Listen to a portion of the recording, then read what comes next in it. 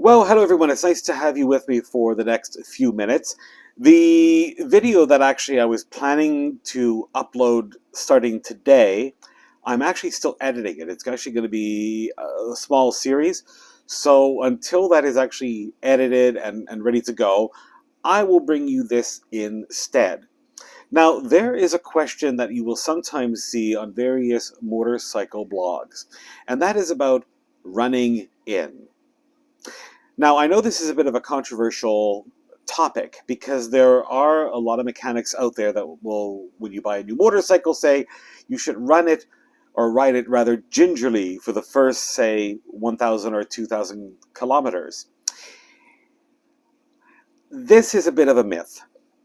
Now, there was a time when if you bought a new motorcycle, you really did have to take care with it at the beginning.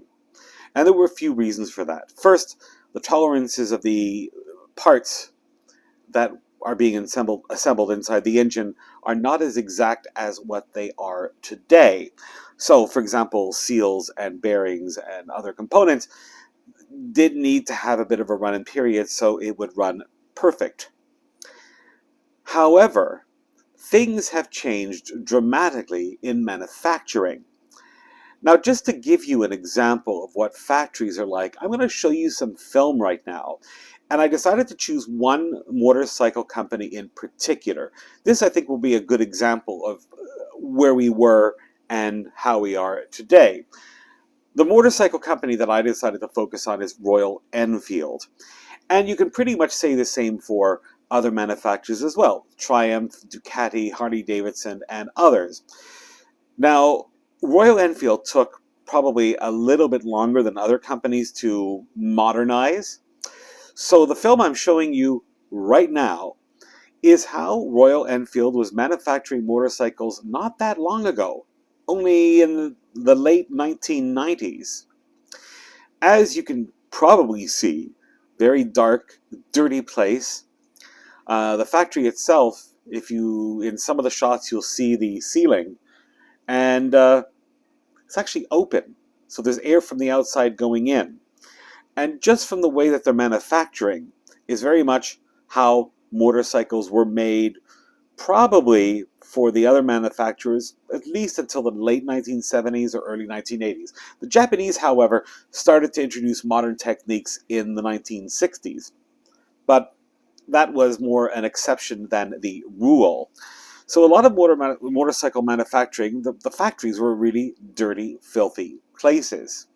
So it's no wonder that you had to run a motorcycle in, not just because the parts probably didn't fit exactly, but also there's metal particles floating around in the air that will get inside the engine when they were being assembled.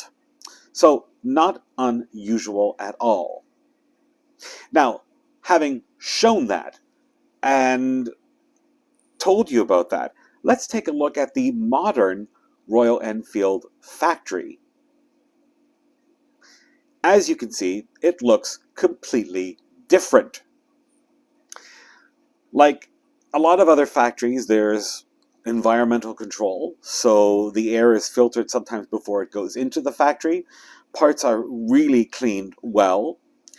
And of course, the process of manufacturing things like rings, piston rings, pistons, gaskets, and bearings has changed dramatically. The tolerances are much, much better, and basically every part is exactly the same. So this thing about running in, let me try to explain it this way. If you're planning to get a new motorcycle from the factory to the dealer to you and bring it to a racetrack and ride it like a complete maniac, well, that I wouldn't suggest. At least give it a little bit of time. But really, honestly, you can get on it and ride it how you normally would. There is no fear of damaging the engine. The run-in thing is one of those myths that has been sticking around for decades now. I mean, at one time, I remember one of the first motorcycles that I bought new,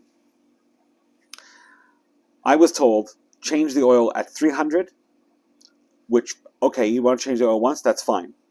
and then change it at 500, and then change it at 1,000, and then you can go for like 3,000 before changing it. I mean, that is also changed as well. The Honda CBR 1000, sorry, the Honda CB1000R Black Edition that I have. When I went to pick it up, Honda said just come in after 500 kilometers, change the oil, and that's it, and then ride it normally, which is basically what I've been doing. Even before the first oil change, yeah, ride it normally. I was riding it normally how I normally would ride. Now, this, of course, is something that you wouldn't have been told way back in the old days, but unfortunately, there's still a lot of mechanics out there that go by this old myth.